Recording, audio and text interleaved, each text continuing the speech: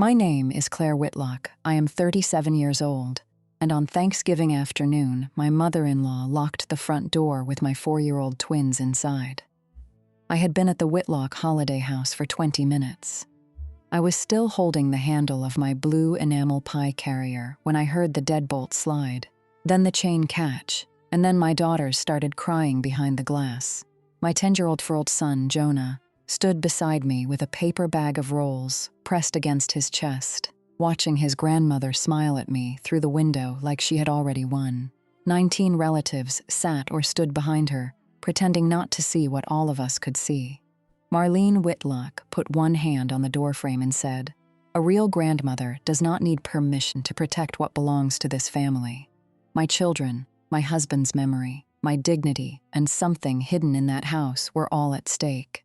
I did not know yet that Jonah would be the one to open the old black Bible on the sideboard. I did not know that a letter dated 3 days before Arthur Whitlock died would make Marlene drop the pie knife beside the turkey. But I knew one thing while my daughters cried through that glass. If I broke the way Marlene wanted me to, she would use it forever. The first sound I remember clearly was not the lock. It was Ivy saying, "Mommy," not screaming yet, just confused. Ivy and Noelle were twins, but they had different fear. Noelle went quiet when something scared her. Ivy's tried to name it. That day, Ivy stood in the entryway, wearing a cranberry-colored sweater with 3 white buttons shaped like flowers. Noelle stood half behind her, clutching the little felt turkey she had made at preschool, the feathers bent from the car ride.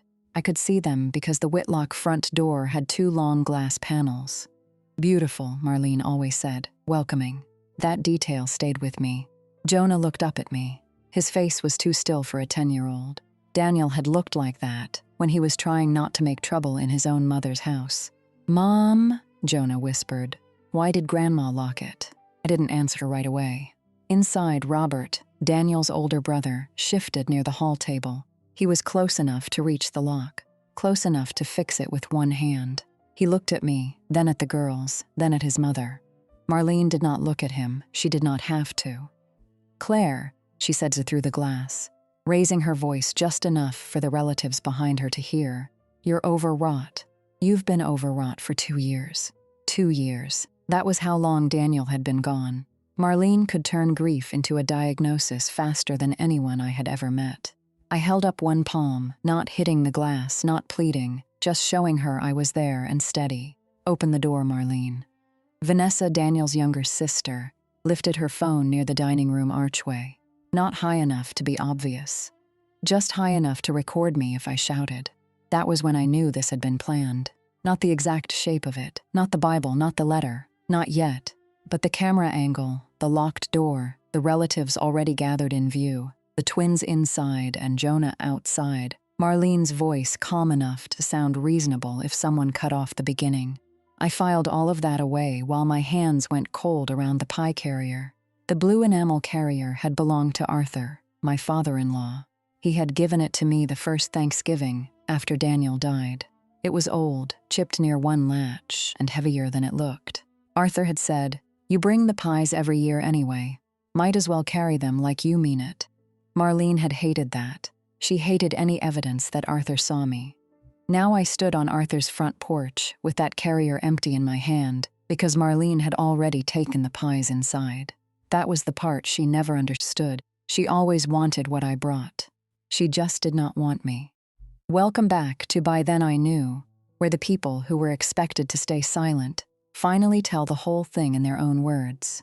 If you have ever been invited to the table only because someone needed your hands, your money, your food, your patience, or your forgiveness, this story is for you. Tell me where you are listening from. And if this kind of story finds you at the right time, stay with me. Some families do not show you the locked door until you are already carrying something warm in both hands. I married Daniel Whitlock when I was 26. He was not the kind of man who made a room louder. He was the kind who noticed when your coffee had gone cold and brought a fresh cup without asking whether you deserved it. We met at a volunteer tax prep event in February, in a church basement that smelled like burnt coffee and wet coats. She was helping low-income seniors organize paperwork. Daniel had come with Arthur because Arthur said he didn't trust forms that asked the same question 3 different ways. Daniel laughed when I said, "They ask 3 ways because people answers are 3 different people inside themselves." Arthur laughed harder. Marlene did not come that day. I met her 2 months later at Easter. She opened the front door wearing a pale blue dress, pearls, and an expression that looked almost like a smile if you had not grown up around people who judged quietly. "So you're Claire," she said. "Not welcome, not Daniel has told us so much, just that. So you're Claire." At dinner, she asked what I did. I told her I worked at a regional credit union in trust operations. That meant I reviewed account ownership documents, beneficiary forms, safe deposit access records, trustee certifications, notarized amendments, and all the small pieces of paper people forget about until someone dies. Marlene blinked. "So paperwork." Daniel looked at me from across the table. I smiled because I was younger then, and I still thought kindness could teach people how to treat me. "A lot of paperwork, yes," Arthur said. "Paperwork is where people tell the truth after they're done talking." Marlene's fork paused. I should have paid attention to that pause. The Whitlocks were an old family in a way that mattered deeply to them, and very little to anyone else. They had a holiday house outside Lancaster, Pennsylvania, though everyone just called it the house, as if no other house in the family counted. Arthur's father had bought it when Arthur was a boy.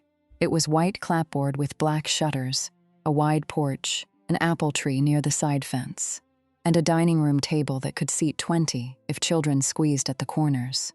Every Thanksgiving, Christmas Eve, Easter, and July 4th went through that house. Marlene treated the calendar like a kingdom. She decided who brought what, who sat where, who got leftovers, who used the upstairs guest room, which cousin was forgiven, which aunt was not mentioned, which baby got passed around, and which old story was told after dessert. At first, I thought she was just particular. Then Daniel and I got engaged, and she told me I could bring sweet potatoes to Thanksgiving because that's hard to ruin. Daniel heard it. He said, "Mom." Marlene lifted both hands. "What? I'm helping." That was always her way. Hurt first, innocent second. Daniel loved his mother with the tired loyalty of someone who had learned early that peace was rented, not given. He pushed back sometimes, but softly. He would squeeze my hand under the table or roll his eyes in the kitchen. He would say, on the drive home, "She doesn't mean it like that." After a while, he stopped saying it. One night, maybe 6 months before our wedding, we sat in my apartment on the floor because I had not bought a couch yet. We were eating takeout noodles from cartons and watching rain slide down the window. Daniel said, "My mom likes control more than she likes being happy." I looked at him. He poked at the noodles with his fork. "I don't know what to do with that sometimes," I said. "You don't have to fix her." He gave a small laugh. "No, but I do have to survive Thanksgiving." Back then, I thought that was a joke. Arthur was different. He could be stubborn. He could be old-fashioned in ways that made me bite my tongue. He called every remote control the clicker and every streaming surface the television computer. But Arthur noticed who did the work. When Marlene hosted, she performed hosting. Arthur hosted. He checked whether the porch light was on. He carried folding chairs from the garage. He put a stool by the sink when I was pregnant with Jonah, so I could sit while rinsing plates. He kept ginger ale in the basement refrigerator because Daniel did not drink and got tired of people asking why. When Arthur's health started failing, I became useful in ways Marlene did not mind at first. I organized medication bottles by week. I made a binder with cardiology appointments, insurance, lab results, and discharge papers. I wrote down which pharmacy had the blood thinner in stock when supply was short. I drove Arthur to appointments when Marlene said the hospital parking garage made her dizzy. At the hospital, Arthur introduced me as his daughter-in-law. Marlene corrected him once. "Daniel's wife," she said. Arthur looked at her over the top of his reading glasses. "That is what daughter-in-law means." She laughed like he was being difficult. I kept my eyes on the medication list. At that time, Daniel and I had Jonah, who was 6, and the twins were still babies. Daniel worked as a high school history teacher. I worked part-time after maternity leave and took contract review shifts from home when the kids slept. We were tired, but it was the kind of tired that had a center. Bottles, backpacks, permission slips, Arthur's appointments, Daniel grading essays at the kitchen table. Then Daniel got sick. It was sudden in the way people say sudden, when they mean nobody wants to talk about the months they dismiss symptoms as stress. He had headaches, then dizziness. Then one morning, he dropped a mug in the kitchen and could not remember the word for cabinet. Brain cancer is too clean a phrase for what it does inside a house. The Whitlocks became very present then. Not helpful. Present. Marlene sat in waiting rooms accepting sympathy. Vanessa posted old pictures of Daniel with captions about cherishing family. Robert texted, "Let us know if you need anything," and then was unreachable when I asked if he could pick Jonah up from school during radiation. Arthur came twice a week until his own body would not let him. He sat with Daniel and watched old baseball games. Sometimes they talked, sometimes they did not. One afternoon, when Daniel was asleep in the recliner and the twins were napping upstairs, Arthur found me at the kitchen table sorting insurance papers. He tapped the edge of a form with one finger. "You understand all that. Most of it, more than most people." "I do it for work," he nodded. "If someone was named successor trustee, how would they prove it?" I looked up. Arthur was staring at the paper, not at me. "That depends," I said. "They'd usually need a trustee certification, sometimes the trust agreement or amendment, depending on the institution. Date matters, signatures matter, notary matters." Why, he waved me off. Old man curiosity. I remember that phrase because Arthur was not a curious old man. He asked questions when he needed an answer. Daniel woke then and asked for water. The moment passed.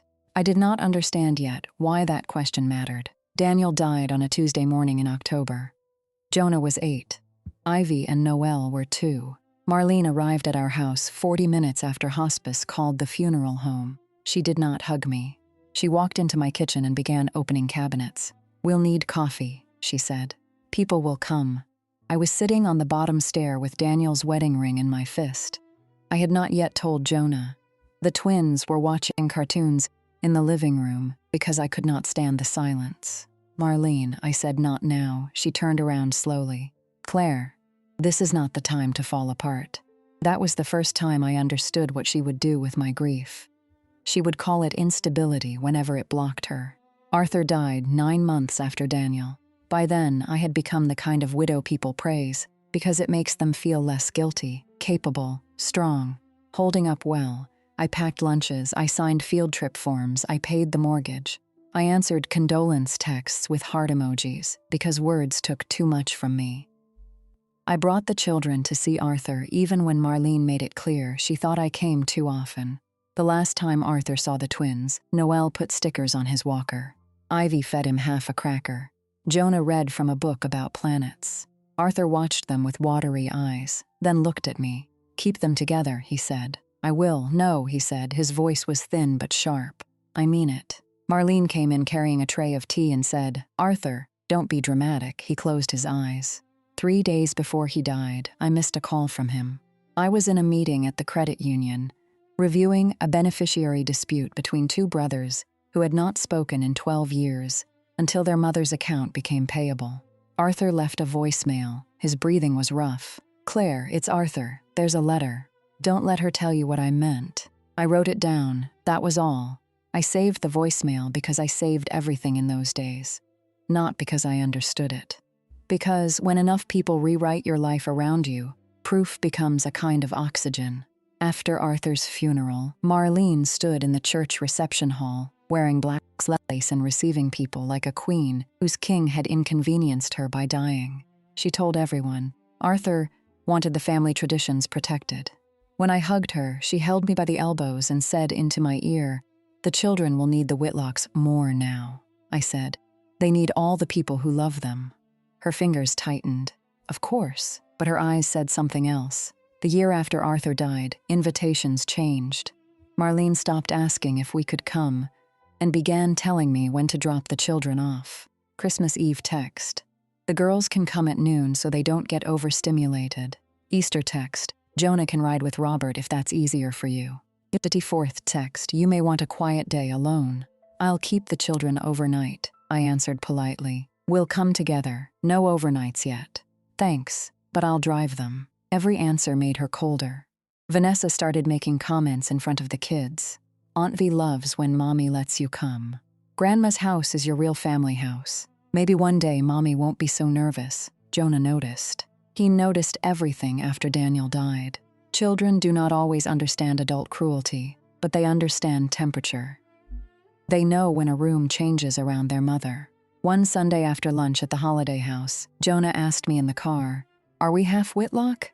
I glanced at him in the rearview mirror. The twins were asleep, heads tilted in opposite directions. "What do you mean?" "Grandma says the girls are Whitlock girls. She says I have Dad's name. But when she talks about you, she says Claire." I kept my hand steady on the wheel. "You are fully yourself," I said. "You are fully mine and fully your dad's. Nobody gets to cut you in pieces." He looked out the window. "I don't like when she says the girls are hers." "Me neither. Why don't you tell her?" "I do." "No," he said quietly. "I mean in the voice people listen to." That sentence stayed with me because I did not have an answer. At work, people listened to me. That was the strange thing. I could sit across from a grieving daughter and explain why her father's payable on death form overrode the old will. I could tell a nephew he had no authority over a safe deposit box, even if he was the loudest person in the branch. I could ask for notarized proof without apologizing. I could read a date and know whether someone had tried to fix a document too late. At the credit union, I was precise. At the Whitlock house, I became careful. Marlene used that carefulness against me. She called it tension, anxiety, overprotectiveness. She told relatives I was understandably fragile after losing Daniel. The word understandably did a lot of work. It made her cruelty sound like patience. Then, 3 months before the Thanksgiving lockout, a property tax notice came to my mailbox by mistake. Not to me, exactly. The envelope was addressed to Trustee Whitlock, Holiday House. Trust below that was Arthur's old office address, crossed out by the post office, then forwarded to my address. Someone had written my street number in blue ink, but not my name. I opened it because I handle trust mail for a living and because Arthur's voicemail had lived in my phone for almost a year by then. The notice was ordinary: taxes due, parcel number, holiday house address, but the word trustee made me sit down. I had heard Arthur call the house the family place. I had heard Marlene call it my house after Arthur died. I had never heard anyone mention a holiday house trust. I took a picture. Then I put the notice in a folder labeled Arthur, which sat behind my mortgage documents in the kitchen drawer. 2 nights later, after the kids were asleep, I pulled Daniel's old file box from the closet. It smelled like cedar blocks and dust. Daniel had kept lesson plans, tax returns, birthday cards from the children, and every warranty for every appliance we had ever owned. In the back, under a stack of old baseball programs, I found a certified mail receipt. The date was 3 days before Arthur died. The sender line had Arthur's initials. The recipient line said C. Whitlock, my name. The tracking sticker was half torn, but enough remained for me to see it had been accepted at the Lancaster post office. There was no delivery signature attached. I sat on the closet floor with that small white receipt in my lap and listened to my house hum around me. The refrigerator clicked. The twins' sound machine whispered through the monitor. Jonah coughed once in his sleep. I thought of Arthur's voicemail. "There's a letter. Don't let her tell you what I meant." I wrote it down. The next morning, I brought the receipt to work and showed it to Dana Kim during lunch. Dana worked 2 desks over from me. She had a laugh that carried across the break room and a face that went completely still when something mattered. She had known me before Daniel got sick, during the worst of it, and after. She was one of the few people who never called me strong, like it was a compliment she could hand me instead of help. She looked at the receipt, then at the property tax notice, then at me. "People do not hide harmless paperwork," she said. "I don't know that anyone hid it." Dana gave me a look. I rubbed my forehead. "I don't. You have a voicemail from a dying man telling you there's a letter. You have a tax notice addressed to a trust nobody told you about. You have a certified receipt to you that you never got. Claire, I know. What are you going to do?" I already knew the answer. I just hated it. "I'm going to find the attorney." Arthur had used the same estate attorney for years. Her name was Miriam Voss. I found her card in Daniel's file box, tucked inside a funeral program from Arthur's service. Heavy cream card stock. Voss and Bell Estate Council, Lancaster. When I called, her assistant asked my name. I said Claire Whitlock. There was a pause, then the assistant said, Mims, Voss has been expecting your call. I stood in the hallway outside the employee restroom because it was the only private place I could find. For how long, I asked. Another pause. She'll want to answer that herself. Miriam called me back at 4:30 that afternoon. Her voice was older than I expected, low and even. Claire, she said, I'm sorry it has taken this long. That was not how attorneys usually started. I leaned against the wall near the time clock. What has taken this long? I would rather discuss it in person. I have 3 children and a full-time job. I know. There was no impatience in her voice. She said, Do you still have Arthur's voicemail? I closed my eyes. Yes, do not delete it. Do not send it to anyone in the Whitlock family. And if Marlene asks you to sign anything related to holidays, visitation, the children, or the house, you call me first. My hand tightened around the phone. Why would she ask me to sign something? Miriam did not answer right away. Then she said, because she may believe pressure can do what paperwork cannot. That was the first time my fear found its shape. 2 weeks before Thanksgiving, Vanessa sent me a text meant for Marlene. If she signs the access agreement before Christmas, Mom can keep calling it temporary. The message disappeared almost immediately. But not before I took a screenshot. A minute later, Vanessa texted, Sorry, wrong Claire. PTA thing. There was no other Claire in the PTA. I did not answer. That night, I made grilled cheese for the kids, cut the twins' sandwiches into triangles because squares were suddenly unacceptable, and listened while Jonah told me about a science project involving vinegar and baking soda. I nodded in the right places. I wiped ketchup off Noelle's sleeve. I reminded Ivy not to feed crusts to the dog we did not have because she kept pretending we had one. After bedtime, I opened my laptop. I scanned the property tax notice, the certified mail receipt, Vanessa's screenshot, Arthur's funeral program, and the notes from my call with Miriam. I saved them in 2 places. Then I sat alone at the kitchen table and let myself shake for 5 minutes, only 5. After that, I made lunches. Marlene's Thanksgiving invitation came by mail, which was already strange. She usually texted. This was a cream card with embossed leaves and her careful handwriting. Claire, Thanksgiving dinner will be served at 3. Please bring pies, as usual. For the children's comfort, arrive early so they can settle in with family before the meal. Marlene, there was no love. No Mom Whitlock, which she sums used when she wanted credit. No mention of Jonah, Ivy, or Noelle by name. Settle in with family. I read that line 3 times. Jonah came into the kitchen wearing pajama pants and 1 sock. Is that from Grandma? Yes. Do we have to go? I looked at him. He was 10. He should have been worried about whether there would be whipped cream, not adult power. We'll go together, I said, and we'll leave together. He nodded, but he did not look comforted. On the morning of Thanksgiving, I baked 2 pies. Apple for Arthur, because that had been his favorite. Pumpkin for Daniel, because he used to say pumpkin pie was just an excuse to eat cinnamon whipped cream with a fork. The twins helped by sprinkling flour on the floor and themselves. Jonah peeled apples with the seriousness of a surgeon. The Macy's parade played in the background, mostly ignored. For a few minutes, my kitchen felt like a place Daniel might walk into. That still happened sometimes. Not the belief that he would, just the shape of this space where he should have been. At 11:30, Dana came by with a covered dish and a grocery bag. I made sweet potatoes, she said. You know I'm going to Marlene's. I know. These are for when you come home hungry. I'm bringing pies. Dana looked at me over the top of her glasses. That family eats offerings and calls it tradition. I almost laughed. She put the dish in my refrigerator, then handed me the grocery bag. Inside were juice boxes, granola bars, 3 small bags of crackers, and a pack of tissues with cartoon penguins on it. For the car, she said, Dana, take it. I did. She watched while I zipped my document folder into the inside pocket of my tote. She did not ask if I was overreacting. She had never once asked me that. Text me when you get there, she said. I will, and when you leave, I will. If you don't, I'm calling you. I know. Jonah came in carrying the rolls in a paper bag. Dana bent slightly and said, You in charge of bread? He nodded. Important job. My mom says bread keeps people calm. Dana looked at me. I shrugged. It does. Before we left, I charged Jonah's watch. It could call me and Dana. I told him it was because holiday houses had corners and cousins, and I did not want to hunt for him. He said, "Is Grandma going to be weird?" I did not lie. She may try to make things feel confusing. What do I do? You stay where I can see you.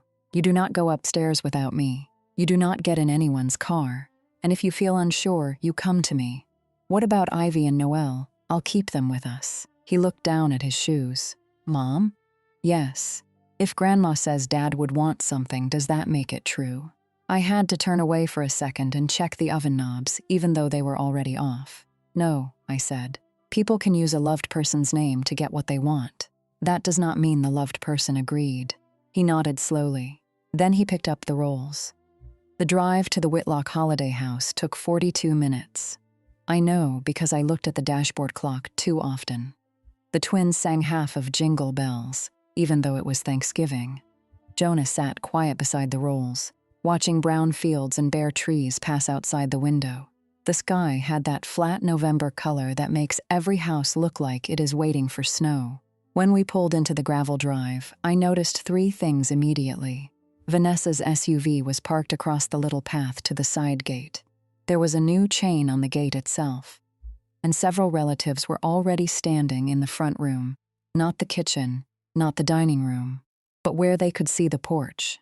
I did not park behind Vanessa. I parked near the apple tree, facing out. That was a habit from work seminars about personal safety. Always know how you can leave. I used to think advice like that belonged to other people's lives. Jonah noticed the gate. Why is there a chain? I don't know. Grandpa didn't have a chain. No, I said. He didn't. The blue pie carrier was heavy in my left hand. Ivy carried the folded paper turkey.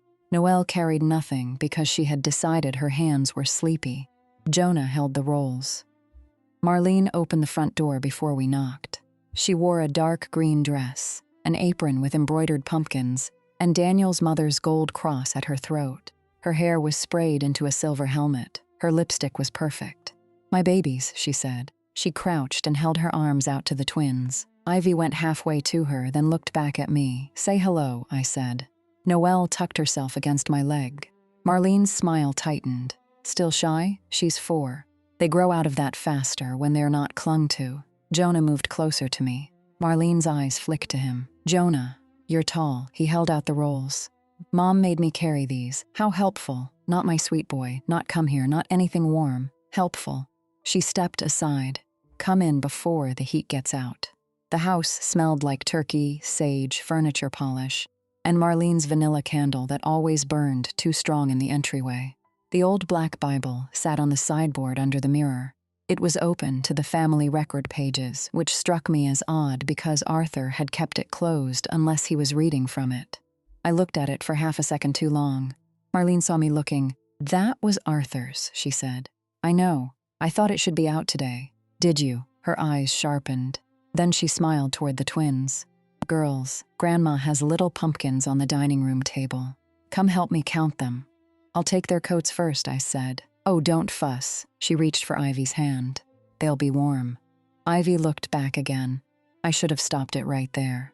That is a sentence mothers punish themselves with after something happens. I have said it enough times that it has lost shape. But the truth is, in that moment, I was still choosing peace by reflex. I was inside the house. Relatives were calling greetings. Vanessa was walking toward me with a wine glass. Robert was saying something about traffic. The twins were 5 steps away, not gone. Marlene led them toward the dining room. I set the pie carrier on the hall table and unlatched it. Vanessa appeared beside me. "Only 2 pies," she said. "Hello, Vanessa," she smiled. "I just mean there are more of us this year. There are 2 pies. Mom said you might be sensitive today, did she?" "Well," Vanessa took a sip of wine. "The holidays are hard for people who haven't moved forward." I lifted the apple pie out carefully. Jonah stood beside me, holding the rolls. Robert came from the kitchen, wiping his hands on a towel. "Hey, Claire." "Hi, Robert." He looked tired. He always looked tired in his mother's house. His wife, Elise, gave me a small wave from the living room, but did not come over. Marlene called from the dining room. "Claire, did you bring the whipped cream?" "In the cooler," I said. "I'll get it. Ivy and Noelle are helping me. I'll be right back. I looked at Jonah. Stay here, he nodded. I stepped onto the porch and walked to the car. The cooler was on the back seat. Inside were whipped cream, cranberry sauce I had not been asked to bring but brought anyway, and 3 juice boxes because the twins hated Marlene's sparkling cider. I had one hand on the cooler when I heard the door close, not swing. Close, then the deadbolt, then the chain. I turned around. Through the glass, Marlene stood inside with Ivy and Noelle behind her. Jonah was on the porch. He had followed me after all, still holding the rolls. For 1 second, I was grateful he had disobeyed.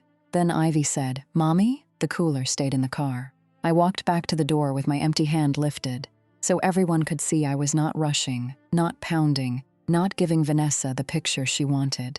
"Open the door," I said. Marlene's face changed. "Not much." She looked satisfied. "Claire," she said through the glass, "let's not start." Noelle began crying without sound. Her mouth opened, but nothing came out. Ivy turned and tried to pull her sister toward the door. Marlene put one hand on Ivy's shoulder. I said, "Take your hand off my daughter and open this door." Behind Marlene, faces gathered. A cousin, Aunt Beth, Robert, Elise, Uncle Lyle near the dining room arch, Vanessa with her phone low in her hand, 19 relatives. I counted later. In the moment, it felt like one body with many eyes. Marlene said, "You see, this is what I mean. This tone, this constant suspicion. Marlene, you're tired, you're alone. No one faults you for that. Open the door. The girls are safe with family. They are safe with me." Marlene's smile thinned. A real grandmother does not need permission to protect what belongs to this family. The porch went quiet. Even the twins seemed to hear that something had shifted.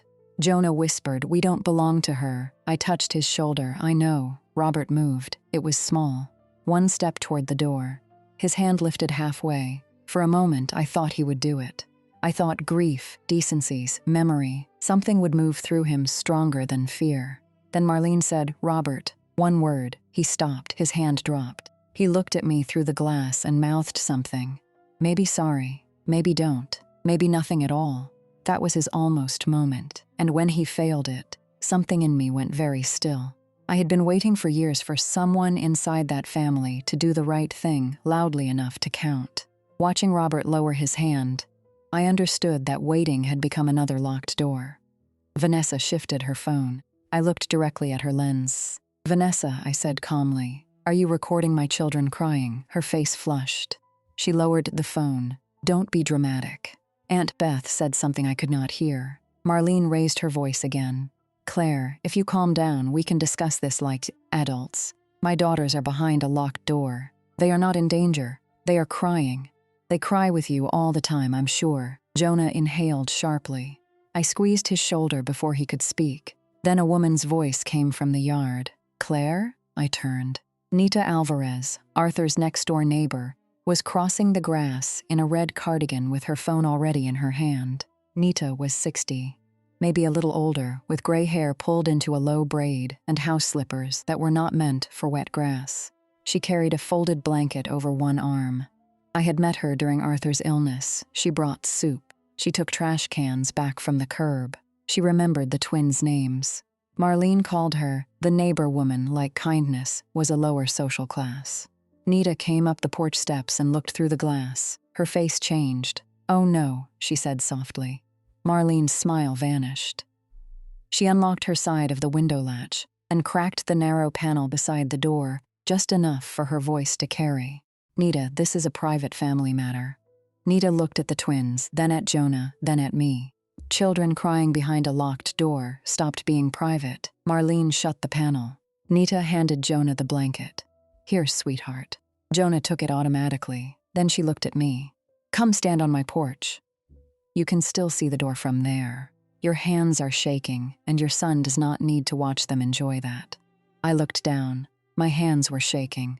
The empty pie carrier was still on the hall table inside, visible behind Marlene like a prop. "I'm not leaving the property," I said. "You won't. My porch is on the line." Nita nodded toward her house. "And my phone works."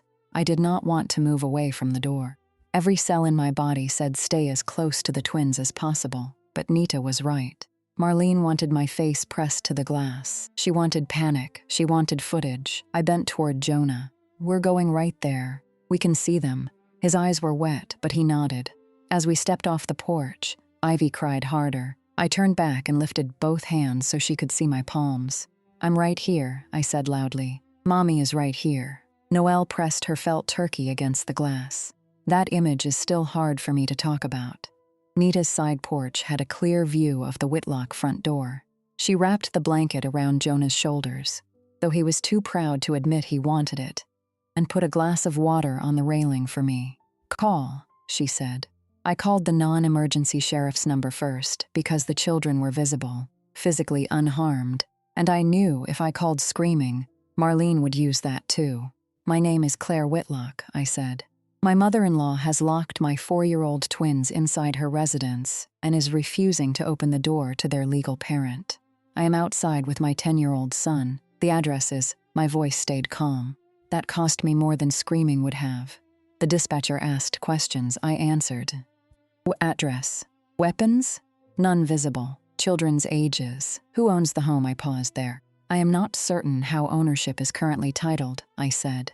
But I am the children's mother, and she is refusing to release them. Nita watched me carefully. When I hung up, I texted Miriam Voss. She has locked the twins inside the holiday house and is claiming family rights. The reply came less than a minute later. Do not leave the property. Then another. Is there law enforcement? I typed yes. Then, did she say rights or family? I looked at the house. Marlene stood inside, speaking to relatives now, one hand on Noelle's back. Noelle had stopped crying, which worried me more than tears. I typed. She said a real grandmother does not need permission to protect what belongs to this family. 3 dots appeared. Then Miriam replied, I am coming. I stared at the words. Nita saw my face. Good news. I don't know yet. She glanced toward the house. Arthur once told me you were the only steady one. My throat tightened. When? Near the end. What else did he say? Nita looked at the Whitlock windows. Enough to make me think today was not born today. I did not ask more because Deputy Hayes pulled into the gravel drive 12 minutes later. He was younger than I expected, maybe early 30s, with a brown uniform jacket and a careful expression, not annoyed. That mattered. Marlene opened the door for him before he knocked. Of course she did. Deputy, she said warmly. I am so sorry you were called. My daughter-in-law is grieving and has misunderstood a family conversation. I heard every word from Nita's porch. Deputy Hayes looked past her into the entryway. Ivy and Noelle stood near the stairs with tear-streaked faces. Are those the children? Yes, my granddaughters. And their mother. Marlene turned her head slowly toward me. I walked back across the lawn with Jonah beside me. I'm their mother, I said. Deputy Hayes looked at me. Do you have identification? I had already taken out my wallet. Marlene gave a small laugh. Surely that isn't necessary. He did not look at her. Mom, please step back from the doorway. That was the first time all afternoon someone told Marlene to move and expected her to obey. She did not like it. She stepped back. The chain was still on. Deputy Hayes looked at it, then at me, then at Marlene. Remove the chain, he said. Marlene's face tightened. Robert appeared behind her. Mom, she did not move. Deputy Hayes said, now. Robert reached around her and slid the chain free. The door opened. Ivy ran first. Noelle followed half a second later, silent and shaking. I knelt on the porch, and both girls hit me so hard I nearly sat down. I held them. I counted their breaths. I touched their hair, their backs, their hands. Mommy was right there, I said. I was right there. Ivy sobbed into my coat. Noelle tucked the felt turkey under my chin like an offering. Jonah stood close enough that his knee touched my arm. Deputy Hayes asked, do you want to leave? Yes, I said. Marlene's voice cut in. That is necessary. Dinner is ready. I looked at her. She had opened the door. The twins were in my arms. Law enforcement was present. Any reasonable person would have stopped. Marlene was not trying to be reasonable. She was trying to recover the room. Claire, she said, softer now for the audience. Don't punish the children because you became frightened. Deputy Hayes turned toward her. Mrs. Whitlock. Marlene, she corrected automatically. He ignored that. Did you lock the door after the children entered? I secured my home. With their mother outside. Claire was on the porch. I was at my car for whipped cream, I said. My son was outside. My daughters were inside. She engaged the deadbolt and chain. Marlene sighed. This is exactly the kind of exaggerated language I'm talking about. From the dining room, Vanessa said, "Maybe we should all sit down." That was when I saw the papers. They were on the small writing desk beside the staircase, half covered by a stack of holiday napkins, white pages, blue binder clip, a yellow sticky note on top. My name was written on the sticky note. Claire, sign before dessert. I looked at the papers, then at Marlene. Her eyes flickered. That detail stayed with me. Deputy Hayes asked if I wanted to file a report. Marlene made a wounded sound. Robert rubbed his forehead. Aunt Beth whispered, "For heaven's sake." I said, "Yes." Marlene's expression hardened. "Fine," she said. "If we are going to be formal, then let's be honest about why everyone is here." I stood, holding Noelle on one hip. Ivy clung to my coat. Jonah stayed by my side. Marlene walked to the writing desk and picked up the clipped papers. "Marlene," Robert said quietly. She ignored him.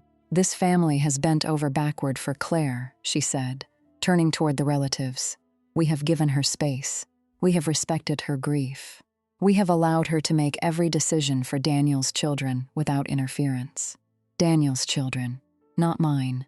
Deputy Hayes shifted slightly. Nita stood on the porch behind me. I could see her through the open door, her phone held at her side.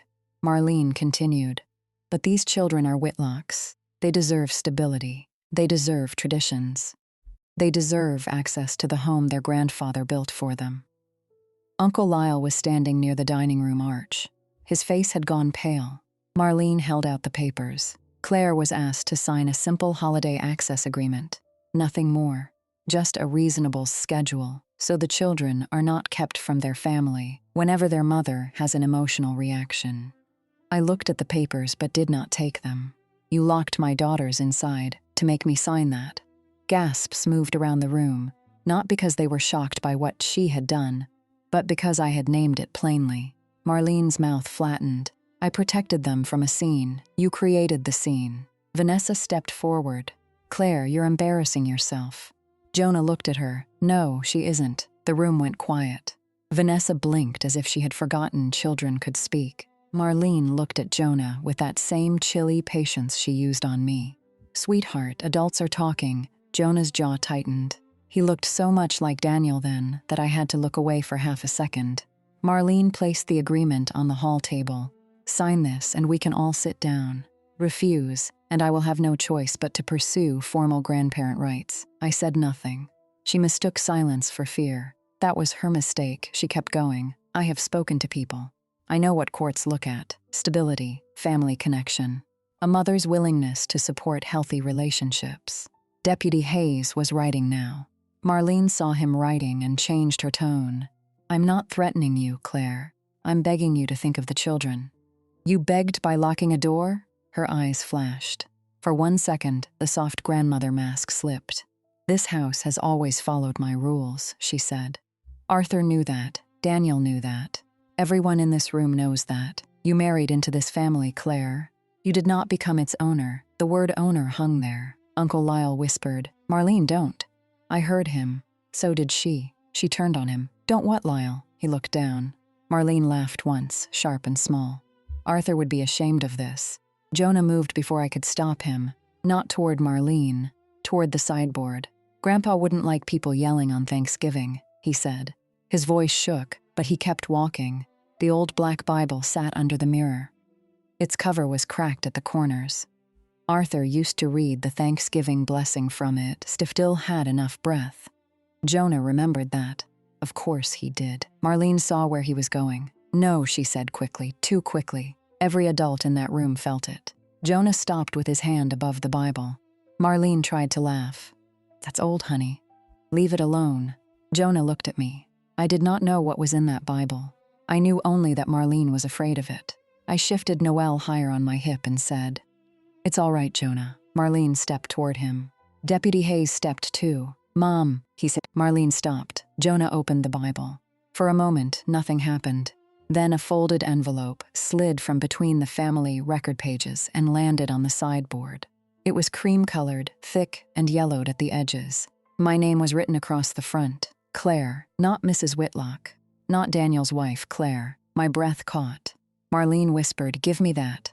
Jonah picked up the envelope. "Jonah," I said gently.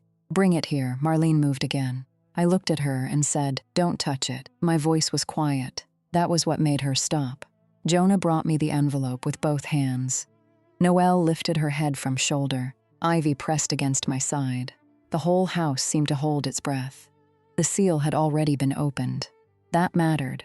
I looked at Marlene. "When did you open this?" She said nothing. The front door was still open behind us. Cold air moved through the entryway, carrying the smell of leaves and turkey and Nita's lavender laundry soap from the blanket around Jonah's shoulders. Then a woman's voice came from the porch. "I can answer part of that." Miriam Voss stepped into the doorway. She wore a charcoal coat, low heels, and no expression that could be used against her. Nita stood behind her. Deputy Hayes looked at Miriam, then at me. Marlene's face changed in a way I had never seen before. Not anger, not yet. Recognition. Then fear. She said, "This is not a good time." Miriam removed her gloves one finger at a time. "It appears to be exactly the time." Vanessa frowned. "Who is this?" Marlene snapped. "Arthur's church friend." Miriam looked at Vanessa. "I am Miriam Voss. I was Arthur Whitlock's estate attorney." The dining room went silent. Robert sat down in the nearest chair, like his knees had lost interest in holding him. Marlene recovered first. "Former attorney. Arthur has been gone for over a year." Miriam looked at her. "Documents do not expire because the person who signed them becomes inconvenient." I felt the envelope in my hand. My name, Arthur's handwriting, opened before I ever touched it. I slid the letter out carefully. There were 2 pages. Arthur's handwriting was uneven but clear. The date at the top was 3 days before he died. I did not read the whole thing aloud. I could not have, not then. But Jonah leaned against me and saw the first line. He read softly, because he was 10, and because the room had forgotten how to breathe. "Claire, if this is being opened in the house, then I hope it is because someone finally needed the truth more than my silence." No one moved. I closed my eyes for 1 second, Arthur. Marcine said, "That is a personal letter. It has no legal meaning." Miriam placed her leather folder on the hall table beside the access agreement. "No," she said. "The letter explains the legal meaning. There is a difference." Marlene's chin lifted. Arthur was medicated. Miriam opened the folder. Arthur signed the relevant trust amendment before 2 witnesses and a notary. His physician provided a capacity letter that same morning. "Would you like me to read that as well?" Marlene's mouth opened, then closed. Miriam turned to me. "Claire, may I?" I handed her the letter. Her eyes softened for half a second when she saw Arthur's handwriting. Then she put on her glasses. She read only selected lines. Arthur wrote that the Holiday House had never been meant to be a throne.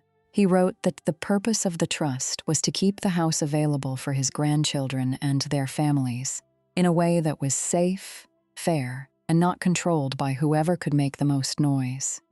He wrote that after Daniel's illness, he had watched who showed up and who performed showing up. He wrote that Claire understood duty without turning it into debt. Marlene made a sound. "Stop."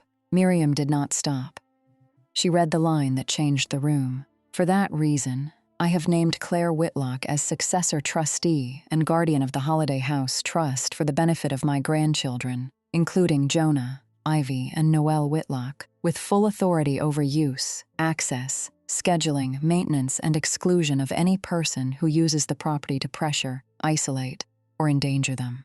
The house became so quiet I heard the foil over the turkey shift in the heat. Marlene's lips had gone pale. Robert whispered, "Mom?" Vanessa said, "That can't be real." Miriam removed a certified copy of the trust certification from her folder and placed it on the hall table. "It is real." Marlene pointed at me. She manipulated him. I looked at her. For the first time all day, I did not feel cold. I felt clear. Miriam said, "Arthur requested the amendment after Daniel's illness and before his own decline. He was explicit about why." "That house is mine," Marlene said. Deputy Hayes looked up from his notes.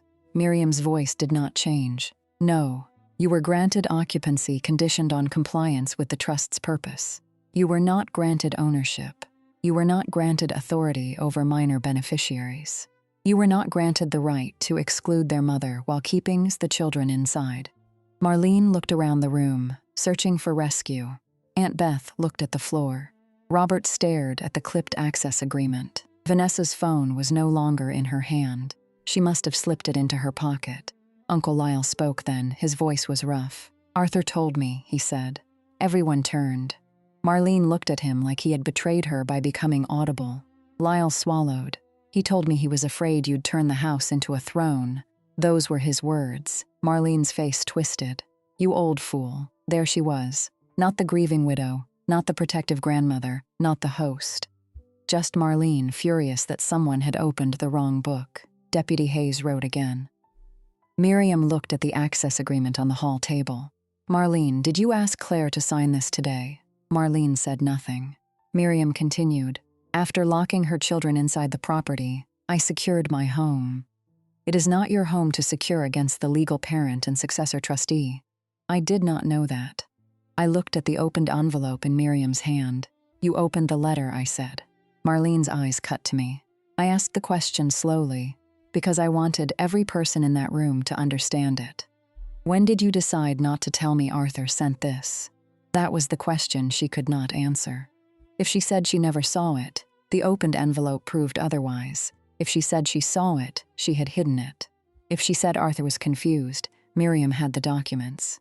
If she said the house was hers, the trust said no. For once, Marlene had no sentence that could make her look reasonable. Noelle whispered against my neck. "Can we go home now, Mommy?" I kissed her hair. "Yes," I said. "We can." Marlene's head snapped up. "Claire," she said suddenly soft. "Let's not traumatize them further." That almost made me laugh, but not because it was funny. The pivot was so fast. Cruelty to concern, ownership to family, threat to tenderness. She took one step toward Ivy. "Come here, sweetheart. Grandma didn't mean to scare you." Ivy hid behind my coat. Marlene looked wounded for the room. "See? This is what alienation looks like." Miriam closed the folder. "Deputy Hayes," said Mrs. Whitlock. I would stop talking. Marlene looked at him with open disbelief. He added, "For your own benefit." Robert finally stood. "Claire," he said. His voice cracked. Maybe everyone should take a breath. We don't have to ruin Thanksgiving." I looked at him. Behind him, the table was set with Marlene's china. Candles burned low. The turkey sat untouched. The blue enamel pie carrier was still on the hall table, empty and open. "Robert," I said, "my children are not staying where a locked door has to be explained." His eyes filled. For 1 second, I felt sorry for him. Then I remembered his hand dropping from the lock. He said, "I didn't know about the trust." "No," I said, "but you knew about the door." He looked away. Vanessa stepped toward the kitchen. Nita moved slightly in the doorway, just enough to block the path. Vanessa glared at her. "Excuse me," Nita said. "Deleting something?" Vanessa's face went red. Deputy Hayes looked at Vanessa. "Do you have video of the incident?" "No," Jonah said. "She was recording." Vanessa snapped. "Stay out of adult business," I said. "Do not speak to my son like that." There was no heat in my voice. That made it land harder. Deputy Hayes asked Vanessa again. She mumbled that she might have a little clip. Nita lifted her own phone. "I have the full porch," she said. "From the time I walked over." Vanessa stared at her. Nita smiled politely. Old women know how phones work now. For the first time that day, Jonah almost smiled. Miriam handed me a copy of the trust certification, the letter placed inside a clear sleeve. "This copy is yours," she said quietly. "The original letter will need to be preserved. I have the executed documents in my office." Marlene's voice rose. "You had no right to come here." Miriam looked at her. "Arthur asked me to come if Claire called from this house." That landed harder than anything else. Arthur had known. Maybe not the exact day. Maybe not Thanksgiving. Maybe not the twins behind glass. But he had known the shape of Marlene's hunger. Marlene gripped the edge of the hall table. The pie knife lay beside the pumpkin pie, where someone had set it earlier. Her hand knocked it. It hit the hardwood floor with a small, bright sound. No one picked it up. I gathered coats, not quickly, not dramatically. I put Noelle's arms into her sleeves. I zipped Ivy's coat to her chin. I took the blanket from Jonah's shoulders and handed it back to Nita. But Nita shook her head. "Keep it for the car," she said. Dana would have said the same thing, practical kindness. No speech, no invoice. Marlene watched me dress my children like she was watching someone steal from her. "Claire," she said again. This time her voice trembled. I turned. She placed one hand at her throat, touching Daniel's grandmother's cross. "You cannot cut me off." I lost my son. The room softened around that sentence. I felt it. Grief was the one thing Marlene knew how to hold like a shield. I had lost Daniel too, but I had not locked children behind glass with his name in my mouth. I know what you lost, I said. That is why I kept trying. Her eyes filled with tears that came too easily now that power had failed. We're family. I looked at the old Bible open on the sideboard. No, I said. You are relatives. Miriam took a breath beside me. Maybe she wanted to warn me not to say more. Maybe she just understood. I did not say more. That mattered. The old Claire would have explained. I would have tried to make the room understand what it had watched. I would have listed the texts, the comments, the invitations, the way she called my daughters hers and my grief instability. I would have worked for recognition like it was one more dish I could bring. I did not do that. I had my children. I had the letter. I had enough. Deputy Hayes walked us to the car. Nita carried the cooler because I had forgotten it entirely. Jonah carried the rolls back out, still in the paper bag. At the apple tree, he looked at them. Should I leave these? No, I said. Why? Because you brought them. He thought about that. Then he put them in the car. As I buckled the twins, Ivy asked, Is Grandma mad? Yes, I said. At us? No. At you? Yes. Why? I looked toward the house. Marlene stood in the open doorway now, smaller than she had ever looked, and somehow more dangerous because of it. Because I said no, I told Ivy. Noelle touched my cheek. I like no, I laughed then. It came out broken, but it was real. When we got home, Dana's sweet potatoes were in the refrigerator. She arrived 9 minutes after my text, not with questions, with paper plates, apple juice, and chicken soup from the deli, because she said Thanksgiving food could wait until we could taste it. Jonah told her the story in pieces while the twins fell asleep on the couch, still in their tights. Dana listened without interrupting. When Jonah got to the part about the Bible, he looked at me. Was Grandpa talking to you? Yes, I said. Did Grandma know? Yes. He looked down at his hands. Dad would be mad. I sat beside him. He would. Jonah nodded once. He did not cry then. He cried later, after Dana left, when I found him sitting on the floor of his room, holding Daniel's old baseball cap. I thought if I was good, Grandma would stop being mean to you, he said. I sat on the floor with him. Oh, honey, I tried to be polite. I know. I carried the rolls. I know. His face crumpled. It didn't help. I pulled him into my arms. That was the moment I stopped measuring the loss in adult terms. The house, the trust, the relatives, Marlene, those mattered. But my son had believed he could earn kindness for me by carrying bread. That is what families like that do to children if you let them stand too close for too long. They teach them to confuse peacekeeping with goodness. The next week was paperwork. Quiet, clean paperwork. Miriam filed formal notice. She sent Marlene a letter by certified mail and email, copying Robert and Vanessa. It stated that I was the successor trustee of the Whitlock Holiday House Trust, that the property existed for the benefit of the named grandchildren, that Marlene's occupancy had been conditional, and that her conduct on Thanksgiving violated trust terms related to access, safety, and coercion. Marlene had 30 days to vacate. When Miriam told me that, I sat in her office and stared at the framed diplomas on the wall. I don't want to throw an old woman out of her house, I said. Miriam folded her hands. It is not her house, I know, but she lives there. She was permitted to live there while honoring Arthur's intent. I looked down at the copy of Arthur's letter. Miriam's voice softened. Claire, removing someone from a position they abused is not cruelty. I did not answer right away. That sentence was almost too clean for real life, but I needed it.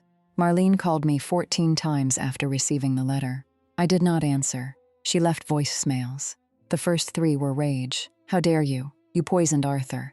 You planned this. The next 2 were grief. I am an old woman. I buried my son. You are taking everything. Then came the family voice. Claire, sweetheart, we need to talk as women. No lawyers, no neighbors, no police. Just family. I saved them all. At work, I would review beneficiary documents and feel my phone buzz in my desk drawer.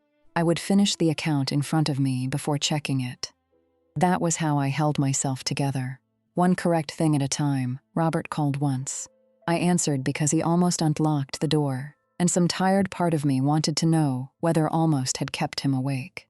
Claire, he said. I'm sorry, I waited. I should have opened the door. Yes, he exhaled. Mom was out of line. Robert, what? She locked children inside. I know, and you are still calling it out of line. Silence. Then he said, I don't know what you want me to say.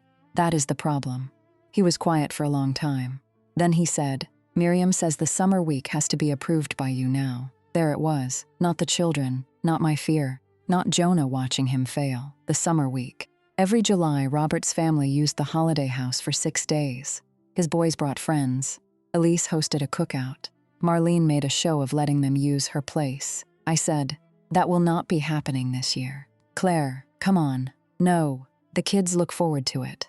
My children looked through glass while you stood beside the lock. He said nothing. I ended the call. Vanessa tried a different route. She posted a vague message online about the pain of watching family be divided by bitterness and grandchildren used as weapons. She chose a picture of Arthur carving turkey from 6 years earlier. Daniel was visible in the background, laughing. I stared at the picture for a long time. Then I sent the post to Miriam. Miriam sent one letter. The post disappeared. Nita gave Deputy Hayes her recording. Vanessa turned over her edited clip after he requested it. The edited clip started with me saying, take your hand off my daughter, exactly as I had suspected. It did not show the lock. It did not show Ivy crying before that. It did not show Marlene's sentence. Nita's did. When I thanked Nita, she said, don't thank me for having eyes. Then she handed me a foil pan of rolls because she said Jonah should not associate bread with that house forever. I cried in my car after that, not during after. There is a kind of kindness that finds the bruise exactly because it is not trying to press it. Marlene moved out on the 28th day. She did not go quietly. There were letters, accusations, a claim that Arthur had promised her things no document supported, a threat from a lawyer who withdrew 2 weeks later after Miriam sent him the trust packet. In the end, Marlene left the holiday house with a rented truck, Vanessa's husband carrying boxes, and Robert standing in the driveway with his hands in his pockets. I did not go there that day. I took the children to the library. Jonah checked out a book about shipwrecks. Ivy chose 3 picture books about dogs. Noelle chose a cookbook because it had pink frosting on the cover. That evening, Miriam emailed me a photo of the empty sideboard. The old black Bible was still there.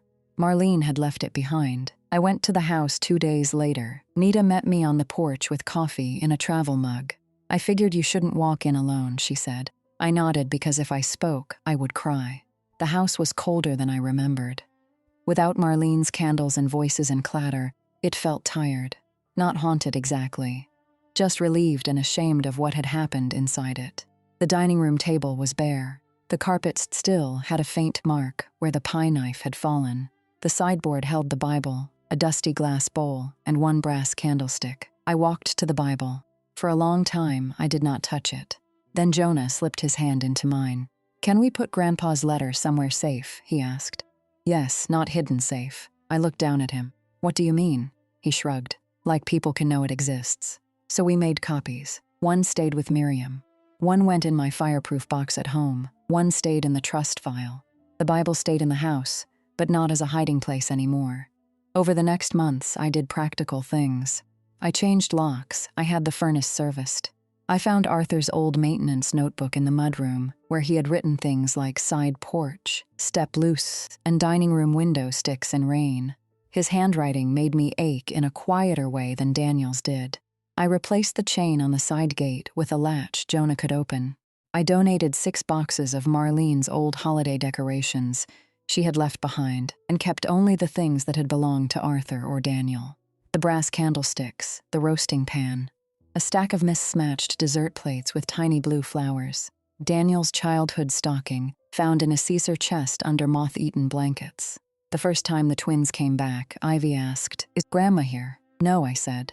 "Is the door locked? Not against us?" She thought about that. Then she ran to the apple tree. Noelle followed. Jonah stood beside me on the porch. It feels weird. It does. Are we allowed to like it? I looked at the house, at the clean windows, the open gate, the porch light Arthur had always remembered to turn on. Yes, I said. We are. The following Thanksgiving, I hosted dinner at the holiday house, not for 19 relatives. For 7 people, me, Jonah, Noelle, Dana, Nita.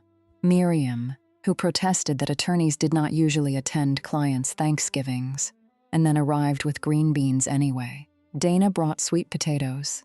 Nita brought Parker house rolls in a foil pan with her name written on masking tape. Miriam brought cranberry relish from a store and announced she had no domestic gifts beyond punctuality and legal drafting. Jonah set the table.